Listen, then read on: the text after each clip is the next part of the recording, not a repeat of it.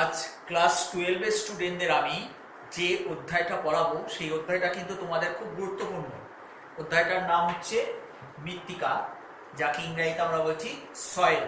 অধ্যায়টা বেশ বড় এবং প্রতি বছর কিন্তু এখান থেকে ছোট বড় বিভিন্ন ধরনের কোশ্চেন হয়।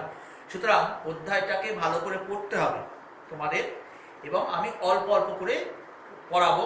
কিন্তু এই অধ্যায়ে কি কি বিষয় আছে, অর্থাৎ কি কি সিলেবাসে আছে তোমরা আগে সেটা দেখে নাও। এক নম্বর হচ্ছে মৃত্তিকার ইন্ট্রোডাকশন, সামান্য একটু ভূমিকা সম্পর্কে তোমাদের জানতে হবে। এক।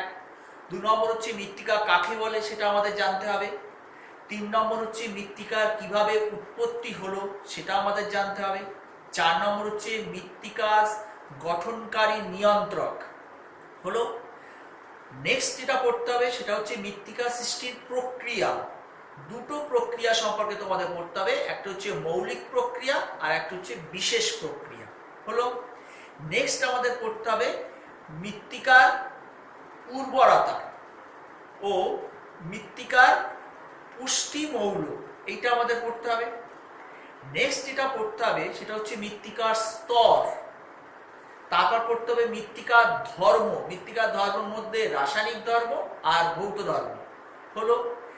তারপরে পড়তে হবে ইউএসডি এর একটা মৃত্তিকার শ্রেণীবিভাগের চার্ট। আর লাস্ট পড়তে হবে মৃত্তিকার অবনমন, যেখানে ক্ষয় আর সংরক্ষণ। তাহলে তোমরা বুঝতে পারছো মৃত্তিকার মধ্যে কিন্তু অনেকগুলো ভাগ আছে। তো আমি আজকে কিছুটা তোমাদেরকে পড়াবো এবং অল্প অল্প করে আমি পড়াবো যাতে তোমাদের বুঝতে সুবিধা হয়। তা আজকে যেটুকু অংশ তোমাদের পড়াবো তোমরা একটু দেখে নাও। আজকে প্রথমে পড়াবো মৃত্তিকার ভূমিকা, তারপরে মৃত্তিকা কাকে বলে, মৃত্তিকার উৎপত্তি আর মৃত্তিকার গঠনকারী নিয়ন্ত্রক। এই 4টে বিষয় আমি তোমাদেরকে আজকে পড়াবো। তো প্রথমে আসি ইন্ট্রোডাকশন বা ভূমিকা। এই যে ধরো মৃত্তিকাকে আমরা ইংরেজিতে বলছি সয়েল। এই সয়েল শব্দটা ল্যাটিন শব্দ সোলাম থেকে এসেছে, যার অর্থ হলো মেঝে। বোঝা গেছে? এখন এই সয়েল বা মৃত্তিকা সম্পর্কে বলার আগে যে 4টি বিষয় তোমাদের জানা দরকার, একটা হচ্ছে পেডোলজি, এডাফোলজি, পেড আর পেডন। এই 4টে জিনিস কি আমাদের আগে জানতে হবে। দেখো, পেডোলজি হচ্ছে মৃত্তিকা বিজ্ঞানের একটা শাখা, যেখানে মৃত্তিকার সৃষ্টি, মৃত্তিকার গঠন, মৃত্তিকার বন্টন ইত্যাদি এই সমস্ত বিষয় নিয়ে আলোচনা করা হয়, তখন সেটাকে বলা হয় পেডোলজি। আর এডাফোলজিটা কি?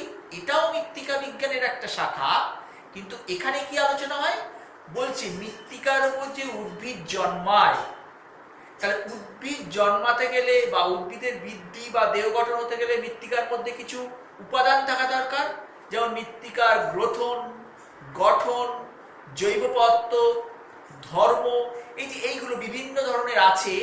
এই বিষয়গুলো উদ্ভিদের বৃদ্ধি বা দেহ গঠনে সাহায্য করে। এই সংক্রান্ত বিষয় নিয়ে যখন বিজ্ঞানসম্মত আলোচনা করা হয় তখন সেটাকে বলা হয় এডাফোলজি। তাহলে পেডোলজিও মৃত্তিকা বিজ্ঞানের একটা শাখা, এডাফোলজিও মৃত্তিকা বিজ্ঞানের একটা শাখা।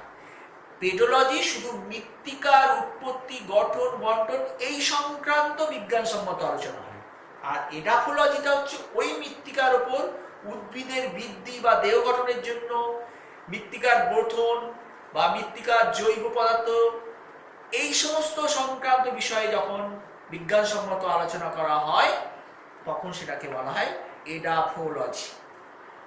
এবার আসছি পেড আর পেডন, এই দুটোর মধ্যে ডিফারেন্স কি।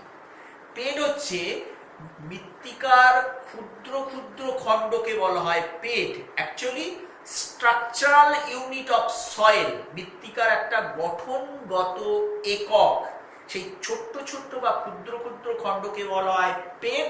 আর এই ক্ষুদ্র ক্ষুদ্র খণ্ডগুলোকে নিয়ে যখন বিজ্ঞানসম্মতভাবে আলোচনা করা হয় তখন তাকে বলা হয় পেডন। তাহলে 4টে জিনিসের ডিফারেন্সগুলো আমি কিন্তু পরপর তোমাদের বললাম। এবং মৃত্তিকা সৃষ্টির ক্ষেত্রে বা মৃত্তিকার ইন্ট্রোডাকশনের ক্ষেত্রে এই এইগুলো বিষয়ে তোমাদের কিন্তু একটু ধারণা রাখতে হবে। এবার যেটা আসি, মৃত্তিকা কাকে বলে। দেখো, মৃত্তিকা কাকে বলে এ সম্পর্কে ডকুচেভ, জেনি, জফি এরা হচ্ছে মৃত্তিকা বিজ্ঞানী, এরা বিভিন্ন সময়ে কিন্তু এরা সংজ্ঞা দিয়েছেন। কিন্তু কোনো বিজ্ঞানীর সংজ্ঞা যদি লিখতে হয়, অ্যাকচুয়ালি ডকুচেভের সংজ্ঞাটা অনেকটা বেশি গ্রহণযোগ্য, তাহলে তিনি যা যা বলেছেন সেটাই কিন্তু লিখতে হবে, কোনো শব্দের পরিবর্তন করা যাবে না। কিন্তু ইন জেনারেল সংজ্ঞাও তোমরা লিখতে পারো। এবং ডকুচেভ কিন্তু মৃত্তিকা বিজ্ঞানের জনক, মনে রাখবে শর্ট কোশ্চেনের জন্য। তো মৃত্তিকা কাকে বলে? মৃত্তিকা হচ্ছে শিলামণ্ডলের ওপর একটা স্তর যেখানে উদ্ভিদ জন্মায় এবং সমগ্র জীবজগৎকে ধারণ করে, তাকে আমরা বলি মৃত্তিকা। অর্থাৎ শিলামণ্ডলের ওপরে একটা স্তর, যে স্তরের ওপর উদ্ভিদও জন্মায় এবং সমগ্র জীবজগৎকে ধারণ করে আছে, সেটাই হচ্ছে আমাদের মৃত্তিকা। এবং মৃত্তিকা কিন্তু প্রাকৃতিক পরিবেশের একটা গুরুত্বপূর্ণ বিষয় হলো। এবার আসছি যে মৃত্তিকা, এই যে বললাম মৃত্তিকার মধ্যে কি থাকে। মৃত্তিকার মধ্যে কিন্তু জল থাকে, খনিজ থাকে, জৈব পদার্থ থাকে, বায়ু থাকে। এইগুলো নিয়েই সাধারণত আমাদের মৃত্তিকা গঠিত হয়। এখন সেই উপাদানগুলো কিভাবে মৃত্তিকার উৎপত্তিতে সাহায্য করছে, অর্থাৎ এবার আমাদের আলোচ্য বিষয় হচ্ছে মৃত্তিকার উৎপত্তি, জেনেসিস অফ সয়েল।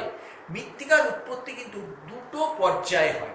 এক নম্বর হচ্ছে রেগোলিথ, যাকে মৃত্তিকা সৃষ্টির প্রথম পর্যায় বলি, আর দু নম্বর হচ্ছে রেগোলিথ থেকে প্রকৃত মৃত্তিকার সৃষ্টি হয়, যেটাকে বলা হয় দ্বিতীয় পর্যায়। অর্থাৎ মৃত্তিকা সৃষ্টির প্রথম পর্যায় হলো রেগোলিথ, যেটাকে বলা হয় মৃত্তিকার ভিত। তার উপর থেকেই কিন্তু আমাদের প্রকৃত মৃত্তিকার সৃষ্টি হতে শুরু করে, যেটাকে বলা হয় দ্বিতীয় পর্যায়। তা এই রেগোলিথটা কি? এখানে দেখো আমি একটা ছক করেছি, শিলা, শিলা থেকে রেগোলিথ, রেগোলিথ থেকে প্রকৃত মৃত্তিকা। এই যে শিলা বলছি, আদি শিলার উপরে আবহবিকা, তোমরা এগুলো পড়েছো, যান্ত্রিক, রাসায়নিক, জৈবিক আবহবিকারের ফলে আদি শিলা চূর্ণ বিচূর্ণ ও বিয়োজিত হয়ে ভূপৃষ্ঠের উপরে আলগা পাতলা একটা স্তরের সৃষ্টি করে, যার নাম রেগোলিথ। এই যে আমি একটা ছবি দেখাচ্ছি, দেখো এই যে আমি ডি স্তর দেখালাম, এটা হচ্ছে আমাদের আদি শিলা, এটা পৃথিবী সৃষ্টির প্রথম থেকেই ছিল। এর উপরেই আবহবিকারের ফলে চূর্ণ বিচূর্ণ বিয়োজিত পদার্থ ডি স্তরের উপরে একটা আলগা পাতলা স্তরের সৃষ্টি করছে, এটাই হচ্ছে রেগোলিথ। এই যে সি স্তর, যেটা রেগোলিথ মানে সি স্তর, এই যে আমি এটা দেখালাম, এটা হচ্ছে রেগোলিথ। এবার এই রেগোলিথের পর থেকেই কিন্তু আমাদের প্রকৃত মৃত্তিকার সৃষ্টি হলো। সেটা কিভাবে বলছে, এই রেগোলিথের উপরে কিন্তু হিউমাস এবং হিউমাস সৃষ্টি হয়। হিউমাস যেটা কি না, উদ্ভিদ এবং প্রাণী এই রেগোলিথের উপর জন্মায়, সেগুলো মারা যায়, মারা গিয়ে হিউমাস হয় বিয়োজিত হয়ে বিভিন্ন ব্যাকটেরিয়া ছত্রাক দ্বারা। সেই হিউমাস এবং জলের সাহায্য নিয়ে বলছে মৃত্তিকা গঠনকারী প্রক্রিয়া। মৃত্তিকা গঠনকারী প্রক্রিয়া অনেক আছে, সেগুলো নিয়ে অনেক পরে আলোচনা করব, কিন্তু যে চারটি প্রক্রিয়া খুব গুরুত্বপূর্ণ সেটা হচ্ছে একটা হিউমাস, খনিজ আর ইলুভিয়েশন। এছাড়াও আরো অনেক প্রক্রিয়া আছে। সেটা কি হয়, ওই রেগোলিথের উপর থেকে হিউমাস ও জলের সাহায্য নিয়ে দীর্ঘ সময় ধরে এই প্রক্রিয়াগুলো চলতে থাকে। চলার ফলে দেখো সি স্তরের উপরে বি এবং এ স্তর সৃষ্টি হয়। অ্যাকচুয়ালি এ আর বি এই স্তরটাকেই বলি আমরা মৃত্তিকা। তাহলে বোঝা গেল এইভাবে আমাদের মৃত্তিকার সৃষ্টি হচ্ছে। আবার সংক্ষেপে বলছি, রেগোলিথ কি হচ্ছে, আদি শিলার উপরে একটা স্তর হচ্ছে আবহবিকারের ফলে, সেই আলগা স্তরটার নাম রেগোলিথ। তারপরে কি হচ্ছে, রেগোলিথের উপরে হিউমাস সৃষ্টি হচ্ছে, সেই হিউমাস এবং জলের সাহায্য নিয়ে বিশেষগুলো কতগুলো প্রক্রিয়ার মাধ্যমে ওই রেগোলিথের ওপর থেকে বি এবং এ স্তরের সৃষ্টি হয়েছে। এইভাবে আমাদের মৃত্তিকার গঠন বা মৃত্তিকার উৎপত্তি হয়েছে। বুঝা গেছে? এবার যেটা আসছি, এই মৃত্তিকা গঠনকারী নিয়ন্ত্রক, অর্থাৎ এই যে মৃত্তিকা গঠিত হলো, এর পিছনে কারা কারা নিয়ন্ত্রণ করছে এ বিষয়ে দুজন বিজ্ঞানী প্রথম বলেছিলেন। একজন হচ্ছে ডকুচেভ আর একজন হচ্ছে জেনি। ডকুচেভ হচ্ছেন রাশিয়ার বিজ্ঞানী, তিনি স্টেপ তৃণভূমি অঞ্চলে মৃত্তিকার গঠনকারী নিয়ন্ত্রকগুলো আলোচনা করার জন্য স্টেপ তৃণভূমি অঞ্চলে গিয়ে তিনি পর্যবেক্ষণ করে তিনি বলেন মৃত্তিকা গঠনের ক্ষেত্রে তিনি যে সূত্রটা বলেছিলেন S S is equal to F, S মানে সয়েল, এফ মানে ফরমেশন মানে গঠন হয়, সিএল ও পি আর টি। অ্যাকচুয়ালি সিএল ও আর পি অর্থাৎ সিএল মানে ক্লাইমেট মানে জলবায়ু, ও মানে জীবকুল অর্গানিজম, পি মানে পেটেন্ট রক বা আদিশিলা। তিনি বলেছিলেন প্রথমে 1889 সালে এই তিনটে কথা বলেছিলেন যে মৃত্তিকা গঠনের ক্ষেত্রে এই তিনটে ভূমিকা সব থেকে বেশি। পরে তিনি 1954 সালে আর একটা বিষয় যোগ করেছিলেন, সেটা হচ্ছে টাইম, টি। সেই জন্য তার সূত্রটা হলো S is equal to F, অর্থাৎ মৃত্তিকা গঠিত হয় সিএল ও পি টি, অর্থাৎ জলবায়ু, জীবকুল, আদিশিলা এবং সময়ের উপর নির্ভর করে। বোঝা গেছে? এরপরে আমেরিকান ভূবিজ্ঞানী জেনি তিনি আবার একটু চেঞ্জ করেছিলেন। তিনি কি চেঞ্জ করেছিলেন? তিনি বলেছিলেন মৃত্তিকা সৃষ্টি হয় সিএল ও পি আর আর টি। তাই ডকুচেভের সঙ্গে জেনির ডিফারেন্স কোথায় হলো?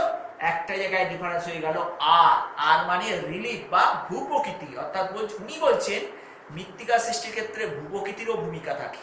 তাই ডকুচে বা জেনির ফর্মুলার মধ্যে একটা জায়গায় ডিফারেন্স হয়ে গেছে, জেনি একটা এক্সট্রা কথা বলেছেন, সেটা হচ্ছে ভূপ্রকৃতি। পরবর্তীকালে জেফি এই ডকুচেভ এবং জেনির ফর্মুলাটা নিয়ে তিনি এই কারণগুলোকে দুটো ক্যাটাগরিতে ভাগ করেছিলেন। আমি সেটা দেখাচ্ছি, দেখো।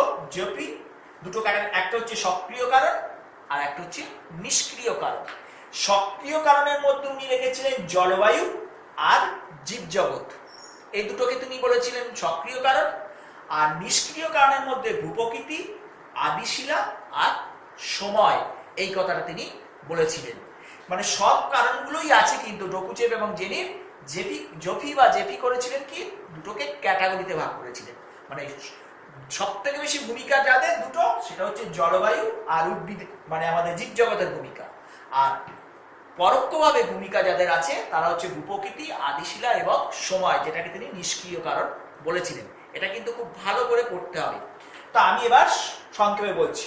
জলবায়ু বলছে জলবায়ুর প্রভাবের ফলে যে মৃত্তিকা সৃষ্টি হয় তাকে আমরা বলি এন্ডোডাইনামরফিক সয়েল। মনে রাখবে, এন্ডোডাইনামরফিক সয়েল বা মৃত্তিকা কাকে বলে না, যে মৃত্তিকা জলবায়ুর প্রভাব সব থেকে বেশি থাকে সেটাকে বলা হয় এন্ডোডাইনামরফিক সয়েল। যেমন আমাদের কৃষ্ণ মৃত্তিকা হতে পারে, চার্নোজেন মৃত্তিকা হতে পারে, বিভিন্ন ধরনের মৃত্তিকা।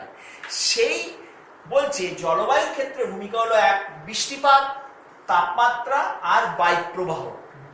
বৃষ্টিপাত কিভাবে আমাদের মৃত্তিকা সৃষ্টিতে সাহায্য করে? ধরো কোথাও বৃষ্টিপাত খুব বেশি হয়, অতিরিক্ত বৃষ্টিপাত হলে কি হয়, জল চুইয়ে চুইয়ে নিচের দিকে আসতে পারে, অর্থাৎ মৃত্তিকার উপাদানগুলো নিচে আসতে পারে, তাহলে এই মৃত্তিকার স্তর গঠন ভালো হবে। 2 নম্বর হচ্ছে বৃষ্টিপাত বেশি হলে মৃত্তিকার গভীরতাটাও ভালো হবে। 3 নম্বর হচ্ছে বৃষ্টিপাত বেশি হলে ধৌত প্রক্রিয়া চলবে, তার ফলে কি হচ্ছে মৃত্তিকার গভীরতা যেমন ভালো হচ্ছে, তেমনি বৃষ্টি হলে মৃত্তিকার মধ্যে কিন্তু আমাদের কাদার পরিমাণটা বাড়বে, নাইট্রোজেনের পরিমাণটা বাড়বে, আর বৃষ্টিপাত বেশি হলে মৃত্তিকা তত হবে আম্লিক প্রকৃতির। আর বৃষ্টি যদি কম হয় তাহলে তখন হয়ে যাবে ক্ষারকীয় প্রকৃতির। তাহলে এগুলো হচ্ছে বৃষ্টির উপর নির্ভর করছে। প্রশ্ন আসে মৃত্তিকার গঠনকারী নিয়ন্ত্রক হিসাবে জলবায়ুর ভূমিকা আলোচনা করো। তাহলে জলবায়ুর ভূমিকা বললে বৃষ্টিপাত সম্পর্কে লিখতে হবে, তাপমাত্রা সম্পর্কে লিখতে হবে, আর বায়ু প্রবাহ সম্পর্কে লিখতে হবে। এই তিনটে বিষয় কিন্তু লিখতে হবে। তা আমি জলবায়ুর মধ্যে প্রথম বৃষ্টিপাতটা বললাম, কি বললাম, স্তর গঠনে সাহায্য করে, গভীরতা বৃদ্ধিতে সাহায্য করে, জৈব পদার্থের পরিমাণ বেশি থাকে, কাদার পরিমাণ বাড়ে, নাইট্রোজেন পরিমাণ বাড়ে, এগুলো আমি বললাম, এবং মৃত্তিকা আম্লিক হয়। নেক্সট হচ্ছে তাপমাত্রা। দেখো তাপমাত্রা মৃত্তিকার দারুণ একটা উল্লেখযোগ্য গঠনকারী নিয়ন্ত্রক। কেন? ভ্যান ঢক বলে একজন বিজ্ঞানী, তিনি বলেছিলেন যে মৃত্তিকা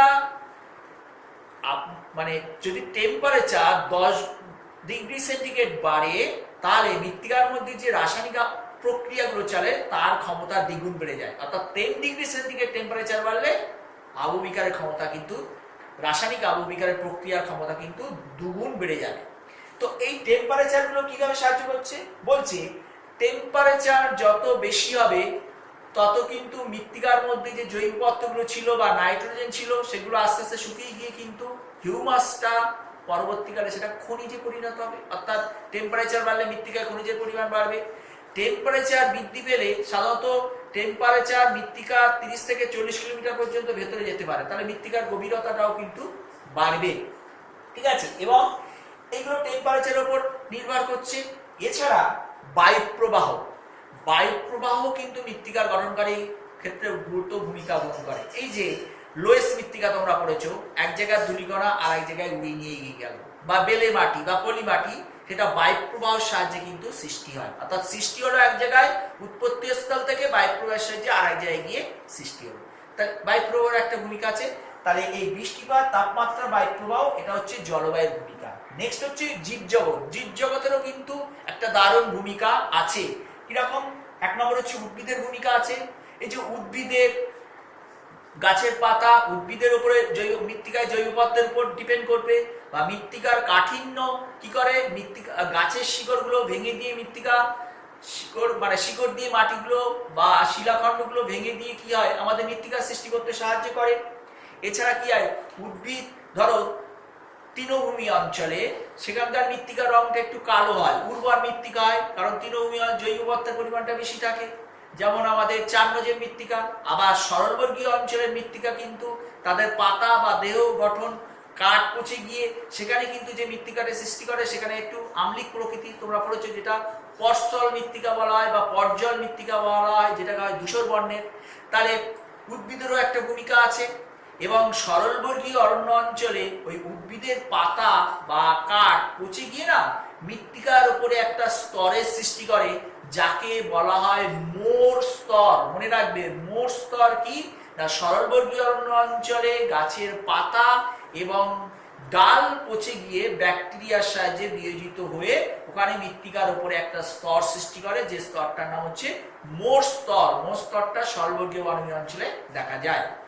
এবার যেটা হচ্ছে জীবজন্তুরও একটা ভূমিকা আছে, তোমরা এগুলো পড়েছো। কেঁচো বা ইঁদুর বা আমাদের উই পোকা বা পেইরি কুকুর, এরা কিন্তু মাটি খুঁড়ে এরা কিন্তু মৃত্তিকা গঠনে সাহায্য করে। বা এরা যখন মারা যায় তখন এদের দেহ মাটিতে মিশে গিয়ে জৈব পদার্থের পরিমাণ বৃদ্ধিতে সাহায্য করে। বা যে মাটিতে কেঁচোর পরিমাণটা খুব বেশি সেই মাটি সাধারণত নাইট্রোজেন এবং ক্যালসিয়াম সমৃদ্ধ হয়, তাই কেঁচো আমাদের জীবজন্তু সাহায্য করছে। নেক্সট অনুজীব। এই যে অনুজীব যেটা বলছি, ব্যাকটেরিয়া, ছত্রাক, অ্যালগি, একটু আগে আমি বললাম যে সরলবর্গীয় অরণ্য অঞ্চলে বা যে কোনো মৃত্তিকার ওপরে যে উদ্ভিদ বা প্রাণী আছে সেই ব্যাকটেরিয়া, ছত্রাক সেগুলোকে বিয়োজিত করে মৃত্তিকার মধ্যে জৈব পদার্থের পরিমাণ বাড়াতে সাহায্য করে। তাহলে এই উদ্ভিদের ভূমিকা, জীবজন্তু আর অণুজীব, এটাও কিন্তু আমাদের সক্রিয় ভূমিকা গ্রহণ করছে। তাহলে সক্রিয়র মধ্যে হচ্ছে আমাদের জলবায়ুর মধ্যে বৃষ্টিপাত, তাপমাত্রা আর বায়ুর প্রবাহ, আর উদ্ভিদের জীবজগতের মধ্যে উদ্ভিদের ভূমিকা, জীবজন্তুর ভূমিকা আর অণুজীব। এবার আসছে নিষ্ক্রিয় কারণ। নিষ্ক্রিয় কারণের মধ্যে ভূপ্রকৃতি। ভূপ্রকৃতি কিন্তু একটা উল্লেখযোগ্য কারণ। দেখো, ভূপ্রকৃতি বলতে এখানে উচ্চতা, ভূমির ঢালের সঙ্গে একটা রিলেটেড ব্যাপার আছে। আমি এখানে একটা ছবি এঁকেছি, তোমরা দেখো যে এই উচ্চতা অনুযায়ী আস্তে আস্তে কমে যাচ্ছে। এই ভূপ্রকৃতির সঙ্গে এখানে একটা শর্ট কোশ্চেন আসে, মৃত্তিকার ক্যাটেনা কি? এই ক্যাটেনা শব্দের অর্থ হলো ল্যাটিন শব্দ শৃঙ্খল। সেই জিনিসটা কি আমি আগে বলি। তার আগে জানো, এই যে ভূপ্রকৃতি বলতে বিভিন্ন উচ্চতার ঢালে এক এক ধরনের মৃত্তিকার সৃষ্টি হয়। তাহলে ভূপ্রকৃতির সঙ্গে প্রত্যক্ষ সম্পর্ক না থাকলেও ঢাল কিন্তু পরোক্ষভাবে মৃত্তিকা সৃষ্টিতে সাহায্য করে। যে এই ভূমির উচ্চতা বা ঢাল বা বন্ধুরতাও কিন্তু মৃত্তিকার গঠনে সাহায্য করে। সেটা কি রকম?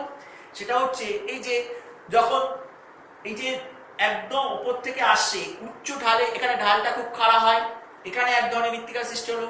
মাঝারি ঢালে আরেক ধরনের মৃত্তিকা সৃষ্টি হলো। আবার যখন ঢালটা একদম কমে যায়, সমমিতে আসে, সেখানে আরেক ধরনের মৃত্তিকা সৃষ্টি হলো। তাহলে ভূপ্রকৃতির বিভিন্ন উচ্চতায় ঢালে এক এক ধরনের মৃত্তিকা সৃষ্টি হচ্ছে। অর্থাৎ ভূপ্রকৃতি এবং ঢালের সঙ্গে সম্পর্ক রেখে এক একটা মৃত্তিকা সারিবদ্ধভাবে সৃষ্টি হয়, এটাই হয় মৃত্তিকার ক্যাটেনা। তাহলে ভূপ্রকৃতির বিভিন্ন উচ্চতায় এক এক ধরনের মৃত্তিকা একটা শৃঙ্খলভাবে থাকে, সেই জন্য সেটাকে বলা হয় মৃত্তিকার ক্যাটেনা। ধরো এখানে একটা ডাল, এখানে একটা মৃত্তিকা সৃষ্টি, এই ডাল এখানে একটা সৃষ্টি হচ্ছে, এখানে একটা সমভূমি অঞ্চলে আর মানে একদম কম ডালে আর এক রকমের মৃত্তিকা সৃষ্টি হবে। তাহলে উচ্চতার ঢাল অনুযায়ী যেই বিভিন্ন ধরনের মৃত্তিকা সৃষ্টি হয়, এটা একটা সারিবদ্ধভাবে শৃঙ্খলভাবে পরপর থাকে বলে এটাকে বলা হয় মৃত্তিকার ক্যাটেনা।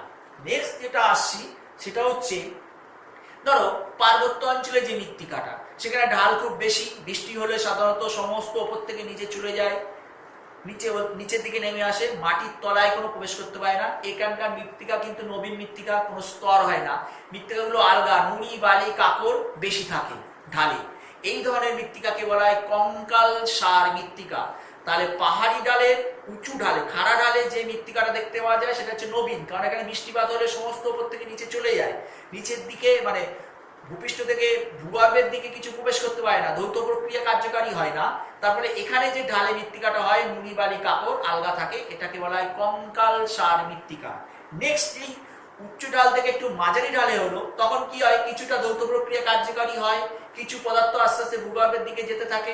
তারপরে সেই তুলনামূলক পার্বত্য অঞ্চলের উচ্চ ঢালের তুলনায় এখানে মৃত্তিকাটা কিন্তু একটু ভালো হয়, তুলনামূলকভাবে একটু স্তর গঠিত হয়। যেই একদম সমভূমি পাদদেশে চলে আসে, যেখানে ঢাল মাত্র 8%-এরও কম, সেখানে কিন্তু ধৌত প্রক্রিয়া ভালো চলে, মৃত্তিকার স্তর গঠনগুলো খুব কিন্তু ভালো অ্যাকচুয়ালি পরিণত মৃত্তিকা হয়। তাহলে এই যে এক একটা ঢালে এক এক রকমের মৃত্তিকার সৃষ্টি হলো এবং পরপর সারিবদ্ধভাবে আছে, শৃঙ্খলভাবে আছে, এটাই হচ্ছে মৃত্তিকার ক্যাটেনা। নেক্সট হচ্ছে আদিশিলা, যেটাকে আমরা বলি পেটেন্ট রক।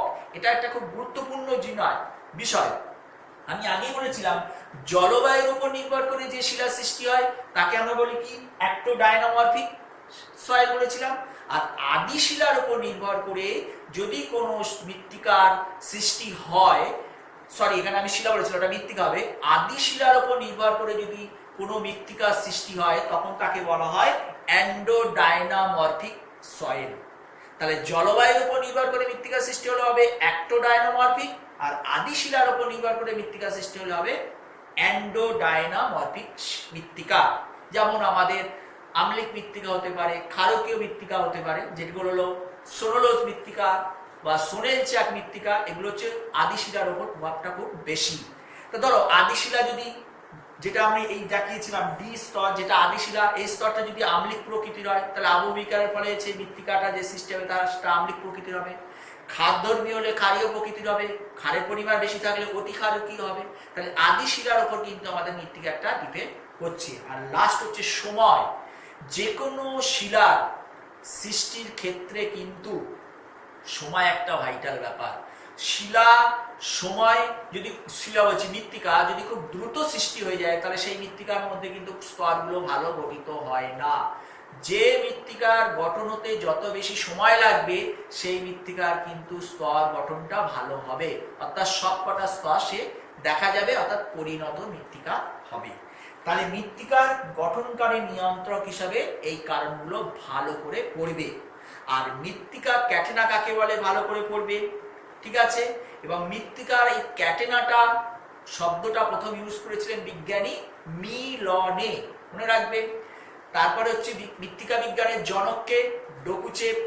মোট স্তর কি একটা বলেছিলাম, তারপরে অ্যাক্টোডাইনামরফিক আর এন্ডোডাইনামরফিক সেটা বললাম। আর একটা মনে রাখবে মৃত্তিকা রেজিনা, চুনাপাথর গঠিত অঞ্চলে আলগা ধূসর বর্ণের যে মৃত্তিকা দেখতে পাওয়া যায় সেটাকে বলা হয় মৃত্তিকা রেজিনা। তাহলে আজকে এই বিষয়গুলো আমি তোমাদের পড়ালাম, অবশ্যই কিন্তু এটা ভালো করে বই থেকে দেখবে। ধন্যবাদ।